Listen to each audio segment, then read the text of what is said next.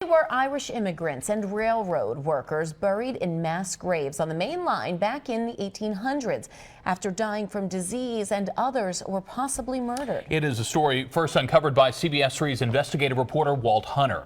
Well, today the remains of those immigrants were properly laid to rest.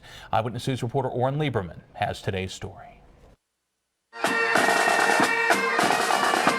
The funeral procession at West Laurel Hill Cemetery marked the end of a 180-year journey for 4 men and 1 woman, part of a group of Irish immigrants that died in 1832 working on the railroad at Duffy's Cut. They left there trying to better themselves, and within 6 weeks they were all gone. Experts suspect some died of cholera while others were murdered after contracting the disease.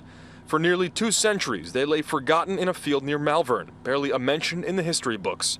But 10 years ago, Professor William Watson set out to find his countrymen and share their story. There's a kind of inevitability of the whole thing that these men and the woman who are going to get buried today had to have their story told. And as we honor that dignity of these immigrants today. A crowd gathered at the cemetery to pay their final respects, the immigrant story familiar to many in attendance. They were my countrymen, these people, who came over the same as I did some years ago, looking for a better opportunity. Only one of the bodies from Duffy's Cut has ever been identified.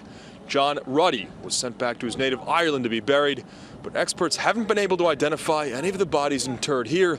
They hope to use advanced DNA testing one day to change that.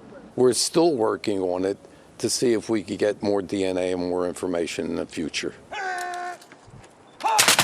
The immigrants came looking for the American dream, but generations later, their proper burial fulfilled another dream of keeping their story alive. In Bala Cynwyd, Oren Lieberman, CBS 3 Eyewitness News.